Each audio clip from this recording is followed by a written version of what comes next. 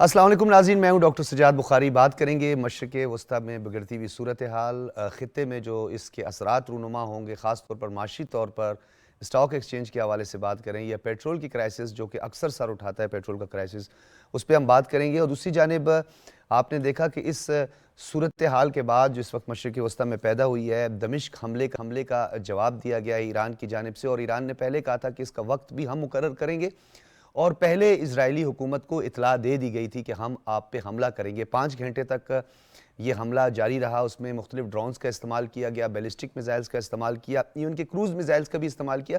سوالات بہت سارے ہیں کہ اتنے پرانے ہتھیاروں کا استعمال کرنے کے باوجود بھی ایران نے کہ جو ایران کا موقف ہے کہ ہم نے کچھ اہداف کو حاصل کر لیا گیا ہے، جس میں خاص طور پر ان کا جو ایریل ڈیفنس سسٹم ہے جو سب سے زیادہ لیٹسٹ ہے، اس کے علاوہ آئرن ڈوم جیسی ٹیکنالوجی جو ہے وہ بھی مکمل طور پر اس حملے کو نہیں روک سکی۔ 90% جو ویسٹرن میڈیا ہے اس کی اطلاعات اور جو ہمارے پاس پہنچ رہی ہیں اس کے مطابق 90% سے زیادہ جو ڈرونز تھے یا بیلسٹک میزائلز تھے ان کو زمین پر پہنچنے سے پہلے ہی تباہ کر دیا گیا۔ اس میں برٹش کا بھی ہے ایک رول، اس کے بارے میں بھی بات کریں گے۔ لیکن دوسری جانب ایرانی مسلح افواج کے چیف آف سٹاف نے کہا ہے کہ ہماری نقطہ نگاہ سے یہ آپریشن مکمل ہو گیا، جس کا نام تھا سچا وعدہ، وہ آپریشن تو مکمل ہو گیا۔ انہوں نے کہا کہ اگر کوئی بھی غلط قدم اسرائیل نے اٹھایا تو اس کا جو ہمارا اگلا قدم ہوگا یا اقدام ہوگا وہ انتہائی سخت ہوگا، اور امریکہ کو بھی کہا ہے کہ آپ بھی باز رہیں ورنہ اپنے اڈوں کی سلامتی کا پھر خیال رکھنا ہوگا، آپ کو وہ قائم نہیں رہیں گے۔ اب یہ خطے کے لیے، کیونکہ پاکستان ہمیشہ کشیدگی سے اجتناب کرتا رہا ہے، پاکستان نے تنبیہ بھی کی اور بین الاقوامی دنیا کو کہ یہ جو دمشق میں حملہ ہوا ہے یہ اقوام متحدہ کی قراردادوں کے اور بین الاقوامی قوانین کی دھجیاں بکھیرنے کے مترادف ہے، اور اقوام متحدہ کی سیکیورٹی کونسل جو اس کی ایک ذمہ دار ہے، جس کے بارے میں آج ہمارے دفتر خارجہ نے بھی واضح طور پر کہہ دیا ہے کہ یہ مکمل طور پر فیلئر ہے سفارتکاری کا، یعنی ڈپلومیسی کا، اور اقوام متحدہ کی سیکیورٹی کونسل کا۔ انہوں نے کہا کہ ایران پر پابندیاں، یعنی یہ اب آگے بات ہونی ہے، کیونکہ اب کچھ دیر بعد ہم یہ کہہ سکتے ہیں رات کو 1 بجے کے قریب سیکیورٹی کونسل کا جو ہنگامی اجلاس طلب کیا گیا ہے، امکانات یہ بھی ظاہر کیے جا رہے ہیں کہ اس میں ماسکو اور بیجنگ، یعنی آپ کا چائنا اور روس اس کو ویٹو بھی کر سکتا ہے، لیکن قوی امکان یہ ظاہر کیا جا رہا ہے کہ اس پہ ایران پہ مزید سینکشنز یا پابندیاں لگائی جا سکتی ہیں۔ اس سے پہلے کیا ہوا ایران پہ سینکشنز لگانے کا، یہ بھی ہمارا آج کا پنچ لائن ہوگی کہ کیا اس سے ایران کو فرق پڑے گا، سفارتکاری کی ناکامی کیوں ہوئی، اور اس سے پہلے سیکیورٹی کونسل کا اجلاس جس میں غزہ میں جنگ بندی کا فیصلہ ہوا تھا، اس کو ایک کاغذ کے ٹکڑے کی طرح رکھا گیا اس کو سامنے، اور امریکہ نے بھی کہا کہ یہ بائنڈنگ نہیں ہے، اور اسرائیل نے اس پر عمل درآمد نہیں کیا، غزہ، ویسٹ بینک اور پورے فلسطین پر اپنے حملے جاری رکھے۔ اس حملے سے قبل 1 دن پہلے تک قتل و غارت اسرائیل کی جانب سے غزہ میں ہوتا رہا۔ بہت سارے امور ہیں جی، بہت سارے معاملات ہیں، اس پر ہم بات کریں گے، اور سب سے زیادہ جو سید علی خامنائی کے مشیر ہیں انہوں نے کہا کہ اسرائیل پر حملہ جائز سمجھتے ہیں، اور انہوں نے وہ تصاویر جو میزائل داغے گئے ان کی تصاویر بھی انہوں نے جاری کر دی ہیں، اور اطلاعات کے مطابق ایران اسرائیل کے ایئر بیس کو نشانہ بنایا۔ یہ اطلاعات موصول ہو رہی ہیں، اب یہ کتنی مصدقہ اطلاعات ہیں یہ ہم اپنے پینل سے بھی پوچھیں گے کہ F-35 جو دنیا کا سب سے جدید طیارہ ہے وہ اس کو نقصان پہنچایا گیا، کیونکہ انہوں نے ایئر بیس پر حملہ کیا ہے اور بیک وقت یہ حملہ کیا۔ آپ ویژولز بھی اسکرین پہ دیکھ رہے ہیں، لیکن اس کے منفی کیا اثرات ہوں گے اس خطے پر، اور جنگ بندی کتنی زیادہ ضروری ہے، اور جارحیت کتنا نقصان پہنچا سکتی ہے اس خطے کو، یہ ہمارا آج کا موضوع ہوگا، اور اس کو ہم زیادہ سے زیادہ اس لائن کو ہم زیر بحث لائیں گے۔ مہمانوں کا تعارف کرواتے چلیں۔ عرصہ دراز کے بعد ڈاکٹر شازیہ انور چیمہ صاحبہ بھی آج ہمارے ساتھ اسٹوڈیوز میں موجود ہیں۔ یہ اکثر اسکائپ پہ ہوتی ہیں، ہم سے بہت دور ہوتی ہیں، آج بہت قریب ہیں، پڑھاتی بھی ہیں چیک ریپبلک میں، چارلس یونیورسٹی کی استاد بھی ہیں، اور ان سے بہت کچھ بین الاقوامی جو امور ہیں ان پہ سیکھنے کا موقع ملتا ہے۔ آج اساتذہ کی تعداد ہمارے پاس زیادہ ہے، اور میرے ساتھ ڈاکٹر منور حسین صاحب بھی موجود ہیں، ماہر ہیں بین الاقوامی امور کے، پڑھاتے ہیں، استاد ہیں قائد اعظم یونیورسٹی۔ بہت شکریہ آپ کی بھی تشریف آوری کا۔ ہر دل عزیز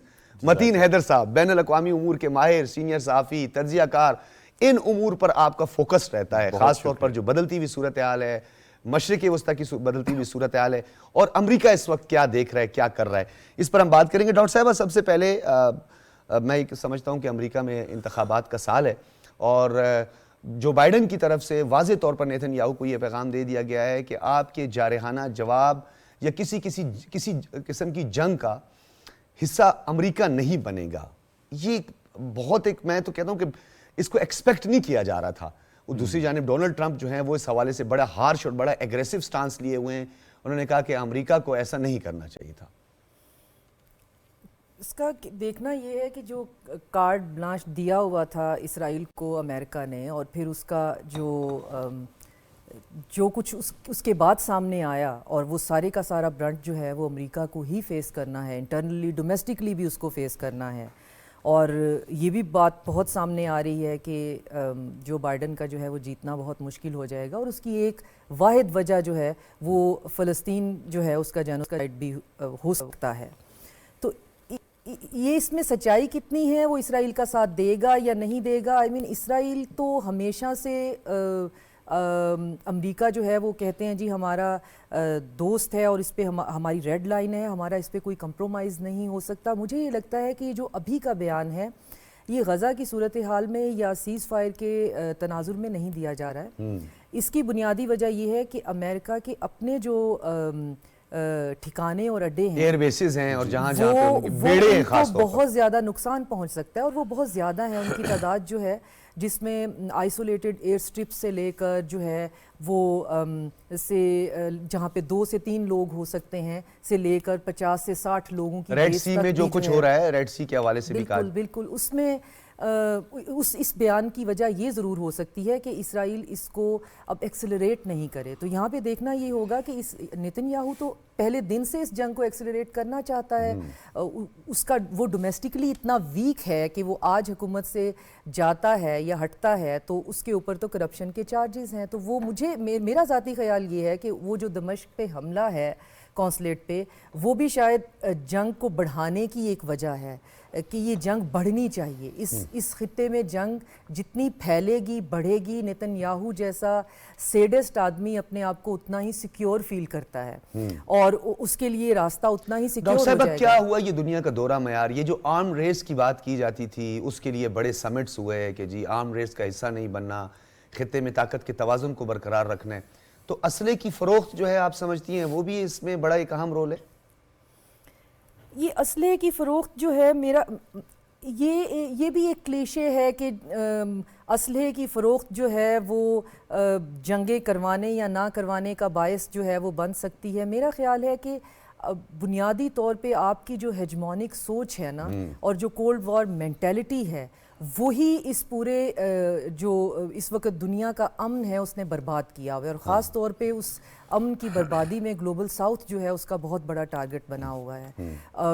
اسلحے کی پیداوار اس کا ایک بائی پروڈکٹ ہو سکتا ہے اس ہیجمونک سوچ کا کہ ہم آج بھی واحد ہیں، ہم آج بھی دنیا کے فیصلے کریں گے، ہم آج بھی ایک ہی ایسا پول ہیں کہ ساری دنیا ہماری طرف. ویسے ڈاکٹر صاحب نکتہ آپ کا بڑا اہم ہے، میں ڈاکٹر صاحب اس کو ہی آگے بڑھاؤں گا. کیا یہ واقعی کسی قسم کی جارحداری، سپریمیسی یا ہیجمنی اس کو برقرار رکھنے کے لیے جو ہے یہ سارا کچھ کیا جا رہا ہے، یا آپ یہ سمجھتے ہیں کہ خدا نخواستہ اگر اسرائیل کی جانب سے اگر ایسا کوئی رد عمل سامنے آتا ہے تو ڈیفینیٹلی ایران تو پہلے سے تیار بیٹھا ہے، اور ایران نے یہ پہلے کبھی نہیں ہوا کہ انہوں نے کئی گھنٹوں پہلے یہ اسرائیلی حکومت کو اطلاعات دے دی تھی کہ ہم حملہ کرنے والے ہیں. پھر پورے میڈیا پہ چلتا رہا کہ اتنے ڈرونز ہیں، اتنے بیلسٹک میزائلز ہیں، اتنے کروز میزائلز کا استعمال کیا جا رہا ہے. وقت بھی بتایا، ٹائم بھی بتایا. یہ کیا حکمت عملی ہو سکتی ہے، اور آپ کو کیا لگتا ہے کہ یہ جو دنیا میں امن کے دائی ہیں، امن کے پیروکار ہیں اور جو چیمپئن ہیں، وہ آج کہاں ہیں کہ اس آگ کو سلگھایا جا سکے، مزید سلگے نہ یہ آگ، اس پہ پانی ڈالا جا سکے؟ آپ مجھ سے پوچھ رہے ہیں ڈاکٹر جی صاحب؟ جی دیکھیں ڈاکٹر صاحب، پہلی بات تو یہ کہ امریکہ ڈکلائننگ پاور ہے، اور امریکہ کا جو میجر گول ہے وہ یہ کہ وہ اپنے پاور کو کسی طرح سے ریٹرین کرے، اور جو ڈکلائننگ پاور ہوتا ہے وہ فرسٹریٹڈ بھی ہوتا ہے انفیکٹ. اور پورا یورپ اس وقت فرسٹریٹڈ ہے. جو ڈیلیبریشنز ہوتی تھی جس کی بیس پہ ان کی پالیسی میکنگ ہوتی تھی، اب وہ ڈیلیبریشنز نہیں لیتے، دنیا سے لوگوں کو نہیں منگواتے، ان کی رائے پہ آمنا صدقنا نہیں کہتے، اس کے مطابق اپنی پالیسی ایڈجسٹمنٹ نہیں کرتے. جب میں کہتا ہوں امریکہ ڈکلائننگ پاور ہے، یہ بنیادی طور پہ وہ رکاوٹ ہے جس کی وجہ سے امریکہ یہ سٹیٹمنٹ دے رہا ہے اسرائیل کو کہ اگر ایران کے خلاف ریٹیلیشن دی تو امریکہ آپ کے ساتھ نہیں کھڑا ہوگا۔ اب اس کی بہت ساری وجوہات ہیں۔ پہلی وجہ یہ ہے کہ اکنامکلی امریکہ بڑا ویک ہے، $34 ٹریلین کا امریکہ کے اوپر قرضہ چڑھا ہوا ہے، جو کہ 30% آف امریکن GDP بنتا ہے۔ دوسرا یہ کہ ملٹی پولیرٹی ہے، جہاں پہ different centres of powers emerge کر رہے ہیں۔ اب یہ یونیپولر ورلڈ نہیں ہے جہاں پہ امریکہ کی اجارہ داری ہے، اور اس کے لیے میں بارہا کہتا ہوں کہ امریکہ اپنی آخری جنگ اثر و رسوخ کی مڈل ایسٹ کے اندر لڑ رہا ہے، اور یوکرین کی وار، غزہ اسرائیل وار، اور پھر یہ جو اسرائیل نے سیریا پہ اٹیک کیا ایرانی قونصلیٹ پہ، امریکہ کے ڈکلائن کے پروسیس کو اس نے بہت اسپیڈ اپ کر دیا۔ میں نہیں کہہ رہا، امریکن اسٹریٹجک تھنکرز کہہ رہے ہیں۔ تیسرا یہ جس کی طرف ڈاکٹر صاحبہ نے بھی اشارہ دے دیا کہ امریکن جو بیسز ہیں مڈل ایسٹ کے اندر وہ تھریٹنڈ ہیں، اور ایران نے بڑا کلیئرلی کہا ہے کہ پھر عراق آپ کے ہاتھ سے چلا جائے گا، اور آپ کی باقی بیسز جہاں جہاں دنیا کے اندر ہیں اور اسپیشلی سیریا کے اندر ہیں وہاں سے آپ کی مکمل سیکیورٹی کونسل کا جو رول ہے، جس کا پاکستان دفتر خارجہ نے بھی جس کا ذکر کیا کہ بروقت جو ہے فیصلہ نہیں ہوا، مؤثر سفارتکاری نہیں ہوئی ہے، تو سیکیورٹی کونسل کی کریڈیبلٹی پر تو اب سوالات اٹھنا شروع ہو گئے ہیں کہ انہوں نے اپنی ریزولوشنز پر عمل درآمد پہلے نہیں کروایا، چاہے وہ کشمیر کی بات کریں، پیلسٹائن کی بات کریں، متعدد جو ریزولوشنز ہیں وہ بھی پڑھی ہیں۔ اس کو اگر ویٹو بھی کر دیا جاتا، لیٹ سپوز اگر یہ ویٹو بھی نہیں ہوتا یا بہت سارے ممالک اس میں شرکت نہیں کرتے، امپیکٹ اس کا کیا ہوگا؟ ڈاکٹر صاحب، security council united nation irrelevant ہو گئی ہے، اور یہ جو لبرل ورلڈ آرڈر کے تحت یہ ادارے بنے تھے وہ ارریلیونٹ ہوتے ہوئے نظر آ رہے ہیں، اور میں یہی بات کہتا ہوں کہ ان کا فیلئر، یعنی آپ کے پاکستان کا for the first time in the history of Pakistan یہ سٹیٹمنٹ آنا کہ یہ سیکیورٹی کونسل کا فیلئر ہے، جو کہ حقیقت ہے، فیلئر ہے، مکمل طور پہ فیلئر ہے۔ اس کا کام تھا دنیا کے اندر جنگ و جدل کو رکوانا، جس میں وہ مکمل طور پہ ناکام گئی ہے۔ لیگ آف نیشن اس لیے ناکام گئی تھی کہ جس وقت جرمنی نے فن لینڈ کے اوپر اور دوسرے ممالک کے اوپر حملہ کرنا شروع کیا اور فرانس کے اوپر، تو اپیز کرتے رہے جرمنی کو۔ تو آپ آج دیکھیں کہ security council united nation appease کرتی ہے اسرائیل کو، اپیز کرتی ہے انڈیا کو کشمیر کے کیس کے اوپر۔ سر، اس میں ون لائنر جو ایجنڈا تھا لیگ آف نیشن کے بعد، جب اقوام متحدہ کے برسلز میں سارے یہ ممالک سر جوڑ کر بیٹھے تھے، تو اس کی پنچ لائن یہ تھی کہ جنگ کی تباہ کاریوں سے بچانے کے لیے یہ فورم بنایا گیا ہے، لیکن اس کے بعد اگر ہم دیکھیں تو یہ سلسلہ تھما نہیں، یہ بڑا ہے آگے۔ جی، جس میں ولسن نے بھی کہا تھا نا کہ ہم نے اوپن ڈپلومیسی کے ذریعے سے اس طرح کی جنگ و جدل کو روکنا ہے، تو ڈپلومیسی کا بھی فیلئر ہے، یونائٹڈ نیشن کا بھی فیلئر ہے۔ اور اس میں ڈاکٹر صاحب جو 3-4 اہم پوائنٹ ہیں نا وہ آپ دیکھیں کہ یہ جو ٹائم ہے وہ امریکہ اور ویسٹ کے فیور میں نہیں ہے۔ پبلک اوپینین اس وقت پورا ویسٹ 12% ہے، 88% دنیا وہ ان کے خلاف ہے۔ اس کے علاوہ آپ یہ دیکھیں جو انگیجمنٹ ہے یوکرین کے اندر، وہاں پہ امریکہ مکمل طور پہ ٹریپ ہے، $60 بلین خرچ کرنے کے باوجود جو رشیا چاہتا تھا اس نے وہ اچیو کر لیا، 20% آف یوکرین۔ اور پھر امریکن آئیڈیل انٹرسٹ یہ خلاف جاتا ہے اس کے کہ وہ اسرائیل کو تھپکی کریں کہ آپ میسو ریٹیلیشن جو وہ باتیں کر رہے ہیں کہ اس کا ہم بھرپور جواب دیں گے۔ بھائی بھرپور آپ جواب دیں گے، جب امریکہ آپ کے ساتھ نہیں کھڑا ہوگا تو آپ بھرپور جواب نہیں دے سکتے۔ لیکن ڈاکٹر صاحب نے ایک بات کی ہے بڑے دبے الفاظ میں، انہوں نے کہا ہے کہ ابھی تک یہ حتمی نہیں ہے۔ کس بارے میں؟ کہ ابھی تک امریکہ ساتھ دے گا نہیں، حتمی نہیں۔ نہیں، اب وہ میرا خیال ہے کہ انڈر دا کارپیٹ ایک ڈیل تھی جس کی باتیں رپورٹس پہلے بھی آ رہی تھی کہ ایرانیوں کو انہوں نے کنوے کیا ہے کہ آپ ہماری جو سافٹ ٹارگیٹ ہیں یا ہمارے مفادات پہ آپ اٹیک نہ کریں، اور ہم جو ہے اگر اسرائیل حملہ کرتا ہے اس کی ریٹیلیشن میں تو ہم اسرائیل کی مدد کرنے نہیں آئیں گے۔ وہ بات اب ثابت بھی ہو رہی ہے، جس طرح کی جو بائیڈن صاحب اور ان کے جو ڈیفنس سیکٹری ہیں لوائڈ آسٹن، انہوں نے اسرائیلی ڈیفنس سیکٹری منسٹر کے ساتھ رابطہ کیا ہے کہ آپ اٹیک نہ کریں، اس بات کو ادھر ختم کریں، اور اگر آپ اٹیک کرنا چاہتے ہیں تو ہماری مشاورت یا ہم سے اجازت لیے بغیر آپ آگے نہیں بڑھیں گے۔ اچھا، میں متین صاحب آپ کی طرف آؤں گا۔ جس طرح ایک تو ڈاکٹر صاحب نے بھی حالات کا جائزہ پیش کیا، ڈاکٹر صاحبہ نے بھی پیش کیا، یہ بتائیے گا سر کہ یہ جو دنیا میں امن کے دائی، دنیا کو دہشت گردی اور انتہا پسندی سے پاک کرنا، کسی کی ساورینٹی، اس کی انٹیگریٹی یا اس کی سالمیت پر حملہ نہ کرنا، اس کا ایک بیڑا اٹھایا ہوا، اور پچھلے 25 سالوں سے پوری دنیا میں جو تماشا تھا، میں تماشا ہی کہوں گا کیونکہ پوری دنیا میں جو قتل و غارت کا بازار گرم ہوا اس ایجنڈے کے تحت، اس کو تو مزید تقویت بخشتے ہوئے نظر آ رہی ہیں وہی قوتیں، وہی طاقتیں جو اس کو روکنے کی باتیں کرتی تھی۔ بالکل ڈاکٹر صاحب، آپ نے صحیح کہا، بسم اللہ الرحمن الرحیم۔ یہ وہی قوتیں جو ایک طرف تو یہ راگ الاپتی ہیں کہ ہم دنیا میں امن کے دائی ہیں، ہم تنازعات کا حل چاہ رہے ہیں، لیکن آپ کے سامنے ہے کہ افغانستان میں داعش اور بین الاقوامی دہشت گرد تنظیمیں کہاں سے آئی، اور اسی طریقے سے شام کے اندر داعش کو کس نے لانچ کیا۔ اسی طریقے سے عراق کے اندر داعش کو کس نے لانچ کیا اور وہ تو حامد کرزئی خود اعتراف کر چکے بالکل. تھے. تو یہ قوتیں اس وقت جس طریقے سے سامنے آئی ہیں بالکل یہ لگ رہا ہے کہ وہ دنیا کا امن نہیں چاہتے بلکہ دنیا میں کشیدگی چاہتی ہیں. اور اس میں آپ کے سامنے جو اس وقت امریکہ کی ڈیفنس اسٹیبلشمنٹ ہے وہ اپنے اسلحے کو بیچنے کے لیے خود تنازعات کو کھڑا کرتی ہیں, کانفلکٹس جنریٹ کیے جاتے ہیں. اگر کانفلکٹ جنریٹ نہیں ہے تو آپ کے سامنے ہے کہ انٹرنلی کانفلکٹ اور ملیٹنٹس کو لانچ کیا جاتا ہے. لیبیا کی اگزامپل آپ کے سامنے ہے, کس طریقے سے لیبیا کو غیر مستحکم کیا گیا. اس وقت سوڈان کی صورتحال آپ کے سامنے ہے, اور آپ نے عراق کی بربادی دیکھی, اس کے ساتھ آپ نے شام کے اندر, اور اگر شام میں جا کے ایران نے اپنا کوئی رول ادا کیا تو وہ صرف اس لیے تھا کہ داعش کو وہاں پہ شکست دی جا سکے. اب جو امریکہ اور اسرائیل یہ کہہ رہے ہیں اچھا سر, سوری میں آپ کی بات کاٹنا نہیں چاہتا, بڑا آپ اہم نقطہ بتا رہے تھے داعش کو لے کے جو آپ نے بات کی. اس میں ایران نے روس کے ساتھ مل کے ایک سمٹ ہوا تھا ماسکو میں, آپ کو بھی یاد ہوگا, اس سے امریکہ نے وائٹ کیا تھا, اس میں شرکت بھی نہیں کی تھی, ایون کہ ہندوستان نے بھی اس میں شرکت نہیں کی تھی. تو آپ کو لگتا ہے کہ یہ داعش کا کوئی ایز اے پراکسی کے طور پر جو استعمال کرنے کی باتیں ہو رہی ہیں, اس میں کافی حد تک اب سچائی نظر آنے لگ گئی ہے؟ داعش کو بطور پراکسی کس نے یوز کیا؟ مغربی قوتوں نے کیا, اور وہ اب بات ڈکی چھپی نہیں ہے. اس کے اوپر مقالے لکھے جا چکے ہیں, اسٹریٹجسٹ اس کے اوپر بات کر چکے ہیں, اور پھر اس کے اوپر ایران کے اوپر الزام ڈالا گیا کہ جی ایران نے شام کے اندر مداخلت کی اور داعش کے خلاف جو بھی جہاد ہوا وہ آپ کے سامنے. اسی طرح عراق کے اندر بھی اگر یہ داعش کو عراق اور شام میں نہ کچلا جاتا, اگر جنرل قاسم سلیمانی اپنا رول وہاں پہ ادا نہ کرتے جس طریقے سے وہ کر رہے تھے, تو ہمارے آج مزارات مقدسہ جو ہیں وہ انسیکیور ہو چکے ہوتے. عراق اور شام کے بڑے شہر اس وقت داعش کے قبضے میں ہوتے. تو یہ ایران کا وہ رول تھا جس میں ایران نے داعش کو کچلا. اور لیکن آپ نہیں سمجھتے متین صاحب کہ کوئی بھی ملک ہو, جارحیت یا جنگ یا حملہ وہ کسی مسئلے کا حل نہیں ہے. بہترین طریقہ سفارتکاری ہے, جس میں گو کہ ناکامی ہوئی ہے بین الاقوامی دنیا کی عالمی طاقتوں کی, جس کا پاکستان کے دفتر خارجہ نے بھی کہا ہے کہ یو این کی ناکامی ہے, سفارتکاری کی وہ ناکامی ہے. لیکن آپ کو نہیں لگتا کہ اب وہ طاقتور ممالک, وہ قوتیں آ کر اس پر اب تھوڑا پانی ڈالیں, کوئی کوشش کریں کہ حالات مزید نہ بگڑیں؟ بالکل یہ بات صحیح ہے, لیکن ہاں دیکھنے والوں میں سے بہت ساروں کو شاید اس بات کا علم نہیں ہوگا. لوگ کہہ رہے ہیں کہ جی دمشق میں جو ایرانی سفارتکاران تھا وہ ایران کی پراکسی بنا ہوا تھا. یہ بات نہیں ہے. ہمیشہ سے جنگوں میں, تنازعات میں جہاں کہیں لڑائیاں ہوتی ہیں وہاں پہ سفارتخانے اور سفارتی عملے کو جنیوا کنونشن کے تحت پروٹیکشن حاصل ہے. سب سے پہلے تو یہ کہ وہ تمام تر قوتیں خاموش رہیں جو آج ایران کے اسرائیل کے اوپر حملے کی مذمت کر رہی ہیں. جب دمشق میں ایرانی سفارتخانے پہ حملہ کیا گیا تو اس وقت یہ قوتیں پاکستان بھی بولا تھا, پاکستان نے, اور سر آج افغانستان نے بھی جو ہے باقاعدہ طور پر کہہ دیا ہے کہ دمشق حملے کا جواب جو ہے ہم اس کو جائز سمجھتے ہیں. یعنی بالکل اسے جائز. اور دوسرے آپ کے سوال میں دوسرا نقطہ, اس وقت سفارتکاری کو مزید آپشن دینا چاہیے, اس لیے کہ پوری دنیا اب جنگ کی متحمل نہیں ہو سکتی.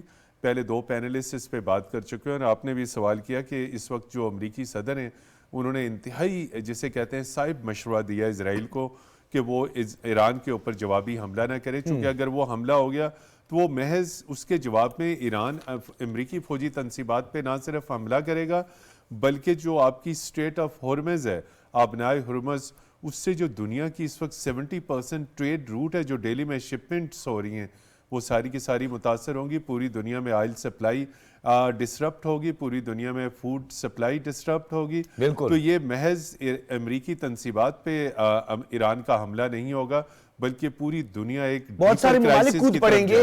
ابھی اگر اسرائیل جو ہے وہ اپنے اتحادیوں کو لے کر, برطانیہ اور دیگر ویسٹ کے کئی ممالک ہیں جنہوں نے باقاعدہ طور پہ یہ جو ڈرونز کو مار گرایا, ریڈ سی میں آپ نے دیکھا کیا کچھ ہوا, تو اگر تو پھر ڈیفینیٹلی ایران بھی اپنی سفارتکاری کو مؤثر بنا کر اپنے دیگر الائز کو ساتھ ملا دے گا. یہ تو پھر صورتحال بہت گمبھیر ہو جائے گی. صورتحال گمبھیر ہوگی, اور اس میں دو چیزیں سامنے آئی ہیں کہ آپ کی اس وقت معیشت مضبوط ہونی چاہیے اور آپ کا دفاع انتہائی مضبوط ہونا چاہیے, اور تھرڈ آپ کی ڈپلومیسی انتہائی مضبوط. یعنی اگر آپ کا دفاع اور آپ کی معیشت مضبوط ہے تو آٹومیٹکلی آپ کی خارجہ پالیسی بھی انتہائی مضبوط ہوگی. اگر ہم دیکھیں گزشتہ کم و بیش ایک ڈیکیڈ, ایک دہائی سے ایران نے اپنے ڈیفنس کے اوپر بہت توجہ دی, اور خاص طور پہ جو امیزنگ ڈرونز ہیں اس کے بارے میں آج جو میڈیا میں رپورٹس آئی ہیں کہ یہ فلائی کرتے ہوئے ان کی آواز نہیں ہے، جب تک یہ ایکسپلوڈ بھی نہیں ہو جاتے اس وقت بھی ان کی آواز نہیں آتی.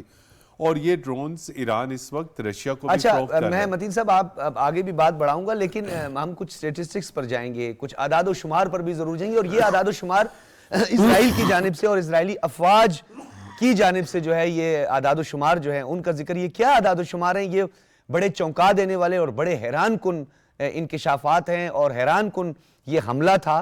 یہ ایکسپیکٹ نہیں کیا جا رہا تھا اسرائیل کی جانب. یہ اعداد و شمار ہیں کیا؟ یہ بڑے انٹرسٹڈ ہیں. ایک بریک کے بعد اس پہ بات کریں گے.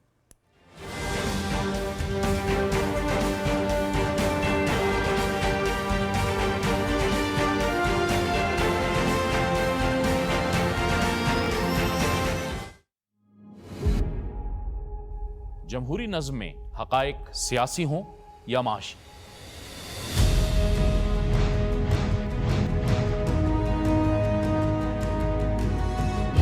لازم ہے کہ دستور کی حد بندیاں ہوں تاکہ جمہوری اداروں پر عوام کا اعتماد برقرار رہ سکے. ملک کو درپیش چیلنجز سے نمٹنے کے لیے قومی وحدت ضروری ہے.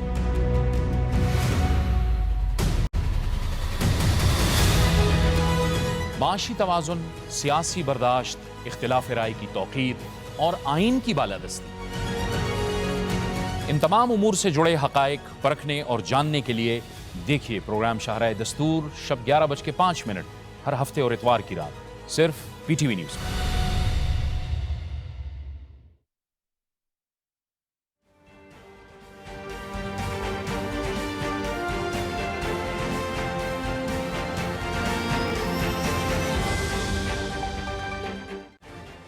ویلکم بیک ناظرین. ہم ان اعداد و شمار کی بات کر رہے تھے جو کہ اسرائیل کی جانب سے جاری کیے گئے ہیں. ڈاکٹر صاحبہ 120 بیلسٹک میزائلز کا استعمال ہوا ہے، 170 ڈرونز ہیں، 30 کروز میزائل داغے گئے ہیں، 720 مقامات کو نشانہ بنایا گیا ہے. ڈاکٹر صاحبہ یہ اسے کیا ہم کہیں کہ اتنا ویل پلان، اتنا ویل مینیج، یا آپ یہ کہیں کہ ایران کی جانب سے تو اس طرح کی توقع اتنی عرصے سے وہ سینکشنز برداشت کرتا ہوا، اتنی عرصے سے یہ سارا کچھ ہونے کے باوجود کیا لگتا ہے آپ کو کہ ایران کیا سوچ رہا ہے؟ یہ متین صاحب کی بات جو ہے اس کو ہی آگے بڑھاتے ہوئے کہ ایران نے اپنے دفاع پہ جتنی توجہ دی ہے اور پچھلے 20 سال سے وہ جس طرح سے کسی بھی ایسے ہی حملے کی تیاری کر رہا ہے، اور سینکشنز کے باوجود انہوں نے درد کی گولی سے لے کر ایک سوئی سے لے کر اپنے ڈرون تک، جس کا کہ ابھی ذکر ہو رہا تھا، انہوں نے بنائے ہیں. تو ایک تو یہ بات اس سے پردہ فاش ہوتا ہے کہ یہ سینکشنز جو ہیں یہ بلیسنگ ان ڈسگائز ہیں، اور یہ آپ کی اکانومی کو بہتر کر دیتے ہیں اور آپ کو اپنے پاؤں پہ. اچھا نہیں ڈاکٹر صاحبہ، حیرت کی بات یہ اطلاعات یہ موصول ہو رہی ہیں، اب وہ غیر مصدقہ اطلاعات ہی آپ کہہ دیں، لیکن یہ کہ اوورآل میڈیا جو رپورٹ کر رہا ہے کہ یہ 30 سے 40 سال پرانے بیلسٹک میزائل اور کروز میزائل کا استعمال کیا، جدید ٹیکنالوجی کا تو استعمال ہی نہیں کیا گیا. اور اس سے پھر ایک بات یہ بھی سامنے آ جاتی ہے کہ ویسٹ کی ڈیٹرنس جو ہے وہ کس طرح سے کویسچن ہوئی ہے. جیسے یوکرین وار میں 2 ایئر ڈیفنس سسٹم جو دنیا کے جدید ترین سسٹم ہیں وہ ناکام ثابت بالکل ناکام ثابت ہوئے ہیں. تو اسرائیل کی ڈیٹرنس بھی جس کا بہت ہوا تھا، ویسٹ کی ان جنرل ڈیٹرنس، کیونکہ جہاں بھی بات ہوتی ہے، اگر ہم یوکرین کی بات کریں، ہم اسرائیل کی بات کریں، تو وہاں پہ ایک آپ کو مجموعہ نظر آتا ہے مختلف ملکوں کے اسلحے کا اور ان کی آرسنل پاور کا. تو ان سب کی ڈیٹرنس کا جو ایک ہمارے اوپر ایک ہوا تھا، ایک آئرن ڈوم کا، وہ سب آپ کو ختم ہوتا ہوا نظر آتا ہے. اور جو رپورٹس آپ کے پاس ویسٹرن میڈیا سے آ رہی ہیں وہ تو ڈیفینیٹلی وہی پیرٹنگ کریں گے جو کہ ان کو بتایا گیا ہے. وہ کیونکہ سورس یا تو ویسٹرن میڈیا یا اسرائیلی گورنمنٹ ہے. اور جو ایک جو ہے وہ اسرائیلی لابی جو ہے اے پیک کے کنٹرول میں ہے، اور جو ان کو کہا جاتا ہے وہ وہی بولتے ہیں. لیکن بہرحال انڈیپینڈنٹ سورسز جو ہیں ان کے حساب سے ان کا بہت نقصان ہوا ہے، غیر مصدقہ اطلاعات ہیں. اچھا ڈاکٹر صاحب، ایک دورہ معیار اس کا ذکر کرنا ضروری ہے، چاہے وہ کوئی بھی ملک ہو، کوئی بھی اسٹیٹ ہو.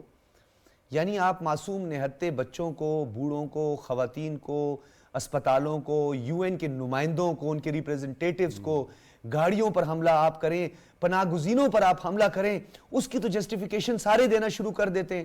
وہ تو کہتے ہیں جی بڑا جائز ہے، ہم تو ویپن بھی دیتے رہیں گے.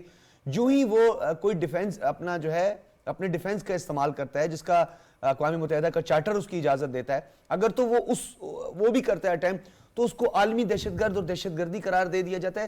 یہ دورہ معیار کتنا نقصان پہنچا سکتے ہیں, ڈسکریمنیشن کتنا نقصان پہنچا سکتے ہیں؟ ڈاکٹر صاحب یہ چند سال پہلے یہ چیزیں بہت فرق ڈالتی تھیں. اب یہ ایک ایسا نیریٹو ہے کہ ہم بھی سن لیتے ہیں, ہمیں بھی اس بات کی پرواہ نہیں ہوتی, اور جو ہے وہ کرنے والے بھی یہ بات جو ہے وہ اسی طرح کرتے چلے جاتے ہیں. اب آپ نے دیکھا کہ ویسٹ میں جتنا ریٹیلیٹ ہوا اور جتنا زیادہ غزہ کے جینوسائیڈ کو وہاں کے لوگوں نے کہا اور جتنا زیادہ اس بات کو سمجھانے کی اور سمجھنے کی کوشش کی, اتنا شاید ہمیں گلوبل ساؤتھ میں نظر نہیں آتا. لیکن بحیثیت پاکستانی میرا اس وقت خطرہ جو ہے, مجھے اس وقت جو فکر ہے وہ یہ ہے کہ یہ جو انڈیا اور اسرائیل کا نیکسس ہے جی, وہ اس پورے خطے کے لیے بہت نقصان میں اسی دہ حوالے ہے. سے اگر ایک سوال اب آپ کی اجازت سے آپ سے کر لوں ڈاکٹر صاحبہ, کیونکہ آپ نے بات اب کر لوتی ہے. ابھی ہمارے ساتھ نائلہ چوہان صاحبہ پچھلے لاسٹ شو میں بیٹھی ہوئی تھی, جو فارمر ایمبیسڈر بھی ہیں, بہت ایکسپیرینس بھی ان کا.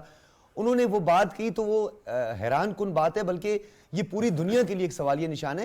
ہندوستان جو ہے وہ اسرائیلی افواج کے ساتھ مل کر وہاں پر فلسطینیوں پر حملے کر رہا ہے, اور باقاعدہ رپورٹس ہیں کہ انڈین جو والنٹیئرز ہیں اب وہ بالکل اور وہ یوکرین میں بھی لڑ رہے ہیں جا کے رشیا کے اگینسٹ, جو کہ روس ان کا بہت اچھا دوست ہے, اور غزہ کے سب سے زیادہ جینوسائیڈ اسلحہ میں روس سے وہ خریدنے والا بھی ملک ہے. شامل ہیں. تو ہمیں سمجھنے کی یہ ضرورت ہے کہ جو پوائنٹ مجھے راؤنڈ ہو کے ہوتا ہوا نظر آتا ہے وہ یہ کہ اس پورے خطے کو اور خاص طور پہ مڈل ایسٹ کو ڈی اسٹیبلائز کرنے کی بات ہو رہی ہے, جس کا پاکستان ڈائریکٹ وکٹم اس لیے بھی بن سکتا ہے کہ ہمارا SIFC جو ہے اور ہم اپنا فیوچر جو ہے وہ مور دین 50% اس انویسٹمنٹ پہ پلان کر رہے ہیں اس وقت کے اکنامک ٹرموائل میں, اور انڈیا جو ہے وہ باقاعدہ اس چیز کو ہوا دے کر ہماری جو مڈل ایسٹرن جو ٹائز ہیں, یا مڈل ایسٹ ڈی اسٹیبل ہوگا تو ڈیفینیٹلی انویسٹمنٹ ہمارے پاس نہیں آئے گی.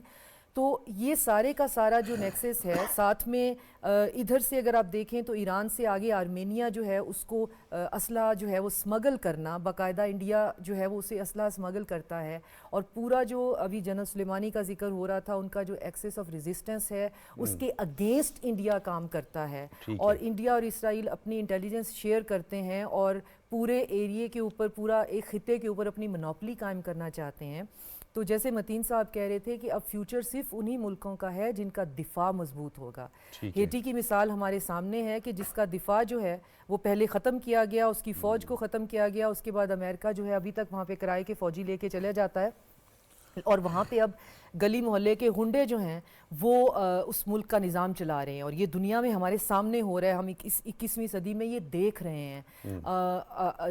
یوکرین جو ہے اس کی نیوکلیئر پاور جو ہے اس نے والنٹیرلی دے دیا, تو ہم دیکھ رہے ہیں کہ اب یوکرین کے ساتھ جو ہے وہ کیا ہوا. ویسٹ نے اس کا ساتھ دینے کی بات کی لیکن ویسٹ اس کے ساتھ کھڑا ہوا نہیں ہے, ایک حد سے آگے وہ بالکل نہتا وہاں پہ کھڑا ہے. تو یہ بات جو ہے میں اس کو ری انفورس کرنا چاہوں گی کہ اس خطے میں بے امنی کا سب سے بڑا سبب جو ہے وہ انڈیا اور اسرائیل کا نیکسس ہے, اور ان کا ایک ہی پلان ہے. آپ کا سوال تھا کہ کیسے یہ غزہ کے معصوم بچوں کو مار کر اور پھر جسٹیفائی کر لیتے ہیں, تو انڈیا کیسے لوگوں کو, گجرات کا جینوسائیڈ کیسے جسٹیفائی کر لیتا ہے, انڈیا کیسے کشمیر کے نہتے مسلمانوں کے اوپر ظلم کر کے اسے جسٹیفائی کر لیتا ہے. تو اب یہ میٹر نہیں کرتا کہ نیریٹو کس کا جیت رہا ہے, کس کا نیریٹو پریویل کر رہا ہے. ہمیں دیکھنا یہ ہے کہ کیا ہمارا دفاع اور ہماری معیشت مضبوط ہے.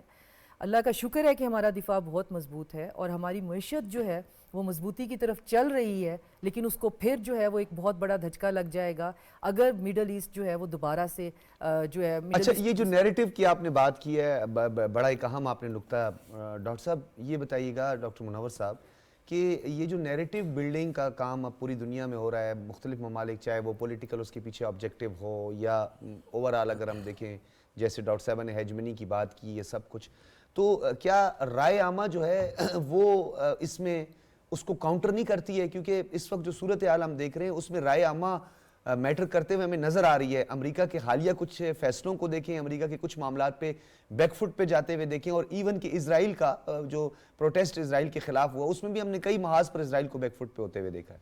ڈاکٹر صاحب, ہسٹوریکلی اور ٹریڈیشنلی مغرب کا کی اجارہ داری رہی ہے بیانیے کے بنانے میں اور اس کو پھیلانے میں, ساری سینٹر آف انفارمیشن وہیں پہ ہیں. لیکن it is for the first time in the history of the world کہ ایک ٹک ٹاک, چائنیز کریشن ٹک ٹاک, اس نے مغرب کے بیانیے کو پچھاڑ کے رکھ دیا ہے. حالانکہ یہ صرف بیانیہ گلوبل ساؤتھ میں نہیں ہے, خود مغرب کے اندر بھی مغرب کا بیانیہ مکمل طور پہ ناکام نظر آ رہا ہے. مطلب وہ ٹک ٹاک، سوری میں ٹک ٹاک کو بین کرنے کی بات جی بین کر کرنے دیا، امریکہ میں تو بین ہے. وہ اسی وجہ سے وہ آزادی وہ رائے کی بات کرتے تھے. اب اس سے جو میں ایک براڈر پرسپیکٹو سے جو آپ کو چیز سمجھانا چاہ رہا ہوں، اب ایک آپ متین صاحب سے کہہ رہے تھے کہ متین صاحب بھی فرما رہے تھے کہ طاقتوں کو اب اس پہ پانی ڈالنا چاہیے. دیکھیں جو نظام ہے وہ طاقتیں تو اس وقت پانی ڈالیں گی نا ایک نظام کے تحت. وہ جو نظام ہے وہ کرپل ہو گیا ہے، وہ ختم ہو گیا ہے نظام، اور اس نظام کو کسی نے ختم نہیں کیا. چائنا نے ختم نہیں کیا، روس نے ختم نہیں کیا، پاکستان نے ختم نہیں کیا. اس نظام کو نظام کے بنانے والوں نے ختم کیا. غزہ کے اندر جینوسائیڈ کو سپورٹ کینیڈا کی بھی ہے، فرانس کی بھی ہے، برٹن کی بھی ہے، امریکہ واحد نہیں ہے، اسرائیل صرف نہیں کر رہا. ان کو سپورٹ انڈیا کی انہی ممالک کی ہے. آپ نے دیکھا کہ گلوبل ڈیتھ اسکواڈ کہاں کہاں جا کے انہوں نے ٹارگیٹ کیا، صرف پاکستان میں تو ٹارگیٹ نہیں کیے، پھر بھی اپیزمنٹ کی پالیسی ہے. تو کرپل ہو گیا نظام. اب ضرورت اس امر کی ہے کہ وہ خلا پیدا ہو گیا ہے جہاں پہ الٹرنیٹیو طاقتیں ایک نیا نظام لائیں گے، چاہے وہ ایس سی او کے پلیٹ فارم سے آئے، برک کے پلیٹ فارم پہ آئے. دیکھیں یونائٹڈ نیشن مکمل ناکام ہو گیا ہے. یونائٹڈ نیشن کی اگر آپ حالت دیکھیں کہ یونائٹڈ نیشن کے جنرل سیکرٹری ایران کا جو حملہ ہے اسرائیل پر، جو اس نے اپنے دفاع میں چارٹر 51 کے تحت انہوں نے کیا، اس کی مذمت تو کر لی، لیکن جب اسرائیل نے ایرانی قونصلیٹ خانے سیریا پہ ڈمسکس پہ حملہ کیا، اس پہ کوئی خاموشی تھی. ایگزیکٹلی یعنی آپ دیکھیں جو قونصلیٹ خانے اور سفارت خانے ایز پر انٹرنیشنل لا وہ زمین کا حصہ ہوتے ہیں اس ملک کا، اس پہ حملے کا مطلب ہے اس سرزمین پہ آپ حملہ کریں. اب میں آپ کو اسرائیل کے اندر ایک لیٹ نائٹ پروگرام ہوتا ہے، الاد وہ خاتون کرتی ہیں، اس سے 2 لوگوں نے رابطہ کیا، خود سامنے نہیں آئے، اور ان 2 لوگوں نے الاد کو بتایا کہ نیتن یاہو کی ہم ٹیم میں تھے جو کہ نیگوشیٹ کر رہی تھی تاکہ ایران ریٹیلیٹ نہ کرے. انہوں نے کہا پہلے دن سے نیتن یاہو چاہتے تھے کہ بگاڑ پیدا ہو، جنگ میں وسعت ہو، اور یہ تھوڑا جنگی جنون جو ہے سوار ہے. ایگزیکٹلی. اچھا نہیں ڈاکٹر صاحب یہ بتائیے گا کہ جس طرح یہ ڈیلیبریٹلی سب کچھ کیا جا رہا ہے، ہندوستان کے ساتھ آپ ایئر ڈیفنس سسٹم اور اس ٹیکنالوجی کا تبادلہ، پھر ایک لاجسٹک سپورٹ، اور پھر نیوکلیئر سب میرین فراہمی، پھر ان کو اس فارمیشن کا حصہ بنانا جو کہ بالکل غیر فطری ہے، جس سے ہندوستان کا دور دور تک کوئی لینا دینا نہیں ہے، پھر کنٹینمنٹ آف چائنا. اگر تو خود یہ سب کچھ ویسٹ کرے گا تو کیا اس کے نتائج نہیں برآمد ہوں گے؟ ڈاکٹر صاحب جہاں تک چائنا کا معاملہ ہے نا کہ کیا امریکہ چائنیز اکانومی کو ڈبو سکتا ہے؟ جواب ہے نہیں. کیا چائنا کے بڑھتے ہوئے اثر و رسوخ کو ڈبو سکتا ہے؟ ابھی کشور محبوبانی کی ڈیبیٹ ہو رہی تھی امریکہ میں ریسنٹلی، اور اس کے اوپر میں کمنٹس دیکھ رہا تھا. کمنٹس آ رہے تھے ساؤتھ کوریا سے، کمنٹس آ رہے تھے فلپائن سے، کمنٹس آ رہے تھے افریقہ سے، کمنٹس آ رہے تھے مڈل ایسٹ کے ان ممالک سے جو امریکہ کے اتحادی ہیں. ان سب نے کہا امریکہ پلیز ہماری جان چھوڑ دیں، and we are with China, we are happy with the Chinese. ٹھیک ہے. یہ آپ چائنا کی رائے عامہ کو بھی نہیں پچھاڑ سکتے. آ جاتے ہیں انڈیا. سر ڈونلڈ ٹرمپ نے کہا کہ بھائی مجھے موقع ملا تو میں تو چائنیز مصنوعات کا بائیکاٹ کر دوں گا، اور یاد ہے کچھ نہیں ہوا. 7.5 lakh American families Chinese trade کے ساتھ منسلک ہیں، جابس اویلیبل نہیں ہے. یہ نہیں ہو سکتا. $760 بلین کی ٹریڈ ہے، نیویگیشن میں چائنا کا ہولڈ ہے. چائنا نے اس فیلڈ کے اندر امریکہ سے مقابلہ کیا ہے جہاں امریکہ سوچ بھی نہیں سکتا تھا. BRI اور سی پیک، اور وہ ڈیفنس کے اندر پولیٹیکل، اور سر میکسیکنز کے ساتھ جو کوارڈینیشن اور میکسیکنز کے ساتھ جو ابھی ڈیولپمنٹ ہو رہی ہے اس پر بھی تو بڑا رد عمل آیا تھا امریکہ کا. بالکل وہ رد عمل اپنا دیتے رہے، لیکن وہ جو پلان بنے تھے کہ ہم سی پیک کو کاؤنٹر کریں گے، ہم اپنا اس طرح ڈیموکریٹک کوریڈور بنائیں گے، وہ آئی میک کدھر گیا؟ وہ ایک پلان انہوں نے G7 کے پلیٹ فارم پہ بنایا تھا، وہ کدھر گیا؟ ڈاکٹر صاحب جہاں تک انڈیا کا معاملہ ہے، انڈیا جو کچھ کر لے، وہ ایک ہوتی ہے ول ٹو فائٹ اے وار. ایرانیوں میں وہ ول نظر آئی ہے آپ کو کہ ہم ڈیفینڈ کریں گے. آپ بھی بس ایسی بات شروع کر دیتے ہیں نا. میں سچ بتاؤں ڈاکٹر شاہزادی بھی بیٹھی ہے، وہ کہتے ہیں ہانسا نکل گیا نا. مطلب ایک تھانے دار چنا گیا تھا ویسٹ کی جانب سے جو کہ کس کی کنٹینمنٹ کرنے جا رہے ہیں؟ چائنا کی. اور لداخ میں ان کو اتنی مار پڑی، کسی کہتے ہیں بلٹ کی آواز بھی نہیں آئی، گھوسوں سے اور تھپڑ سے اتنا مارا کہ اتنی جگہ سائی ہوئی. یہ اس طرح کا کمزور تھانے دار بدل رہے، سنیں امریکہ بدل رہے تھانے دار. مختصر طور پہ 4 ریجمنٹس ہیں انڈیا کی فورسز میں جو لڑائی لڑ سکتی ہیں. گورکھا ریجمنٹ جو لڑائی لڑتی ہے وہ ناگالینڈ کی وجہ سے تیار نہیں ہے. سکھ ریجمنٹ جو خالستان موومنٹ کی وجہ سے نہیں ہے. ایک مراٹھا ریجمنٹ رہ جاتی ہے، اس نے لڑنا ہے. وہ چائنا کے مقابلے میں جو لڑا ہے ہم نے دیکھ لیا ہے. اگر چائنیز سے لڑ سکتے تو تو وہ S-400 میزائل سسٹم پاکستان کی طرف نہیں ٹھیک لگاتے. ہے. اور اب اچھا، جب وار ہوگی two front war to face front کریں وار. گے. اچھا میں کیونکہ کچھ ٹیکنیکلٹیز ہیں ہم اس پہ نہیں جانا چاہتے, آپ لوگ سارے آئی آر ایکسپرٹس ہیں بین الاقوامی امور کے, تو ہمارے جو ویور ہیں نا وہ بہت ساری ٹیکنیکلٹیز کو نہیں سمجھتے. ذرا سادہ لفظوں میں متین حیدر صاحب آپ سے پوچھنا چاہ رہا ہوں, اس وقت پوری دنیا جہاں پہ بات کی جاتی ہے کہ معاشی یعنی اکنامک وارفیئر ہو رہی ہیں, معاشی اہداف کے حصول کے لیے نئے بلاکس بن رہے ہیں, نئی صف بندیاں ہو رہی ہیں, نیو فارمیشنز ہو رہی ہیں, لیکن دوسری جانب یہ اس معاشی یا اکنامک جو وارفیئر ہے یہ اس کا ایک بھیانک چہرہ ہے جو ابھی ہم سب دیکھ رہے ہیں. جی بالکل, یہ آلریڈی جو یوکرائن کی جو وار ہے اس نے جس طریقے سے پوری دنیا میں اسپیشلی یورپ کے اندر انرجی کی سپلائی کو جس طریقے سے متاثر کیا, جس طریقے سے خوراک کی قیمتیں متاثر ہوئی, جس طریقے سے آئل کی قیمتیں متاثر ہوئیں, تو اگر یہ بحران اس وقت مشرق وسطیٰ کا مزید بڑھتا ہے تو دنیا ایک اور شدید ترین معاشی بحران کی لپیٹ میں آئے گی. اس کے نہ صرف فوجی, دفاعی, عسکری, سفارتی اس کے بھیانک نتائج نکلیں گے, بلکہ دنیا ایک مرتبہ پھر, ابھی جو ٹریبیون میں رپورٹ تھی اس کے مطابق پوری ایشیا میں پاکستان میں cost of living is the highest one. یہ رپورٹ آئی ہے اور ایک موقر جریدے میں آئی ہے. اس وقت دیکھیے آپ کی حکومت جتنے مرضی آپشن استعمال کرے, جہاں سے جو مرضی کرے, اس وقت ہماری پاکستان کی اکنامک سچویشن انتہائی ٹائٹ ہے. اگرچہ کہ وزیر خزانہ اس وقت واشنگٹن پہنچے, آئی ایم ایف کے ساتھ نیگوشیٹ کریں گے, لیکن اس صورتحال میں اگر کوئی جوابی کارروائی ہوتی ہے, اس سچویشن کو کنٹرول نہیں کیا یہ ہمارے کسی کے لیے حق میں نہیں ہے, بہتر نہیں ہے پورے خطے میں. اچھا نہیں, اس میں ایک یہ بتائیے گا سر, جی یہ جو دنیا میں ناانصافی کا بول بالا جس کی اکثر بات کی جاتی ہے, مطلب ساؤتھ سوڈان اور ایسٹ تیمور کے معاملے کو اگر ہم سائیڈ پہ رکھیں, سلامتی کونسل بیٹھتی ہے, راتوں رات سارے مسائل حل ہو جاتے ہیں, اور جتنے راتوں رات اس کانفلکٹ میں ہیں, عمل درآمد جتنے کرائسس ہیں, جتنی سوورینٹی پر حملے ہیں, یا جتنا دفاعی طور پر جو ہے نقصان پہنچانے کی لیبیا, ٹیونس, شام, الجزائر, افغانستان, عراق, شام, یہ اگر یہی ممالک لپیٹ میں رہے تو کیا پیغام دے رہی ہے ویسٹ, یا طاقتور ممالک کیا پیغام دے رہے ہیں اگر وہ اپنے سیلف ڈیفنس میں ہی کھڑے ہو جاتے ہیں یہ ممالک, اور وہ اگر اپنا دفاع کا حق محفوظ رکھتے ہیں, آرٹیکل 55 جس کا ذکر بھی کیا, چارٹر کا جو ذکر بھی کیا ڈاکٹر صاحب نے بھی, تو پھر اس کو آپ دہشت گردی سے جوڑ دیں گے, کب تک یہ چلے گا؟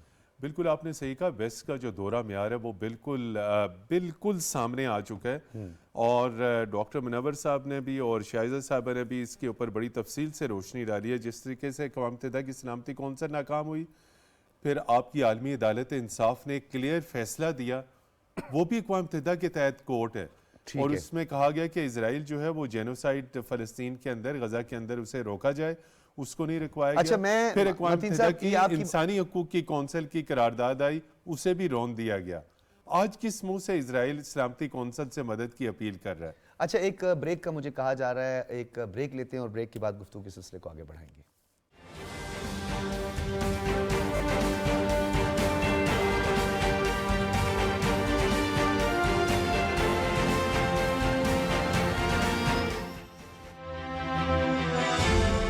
دہشت گردی کو شکست دینے کے لیے نیشنل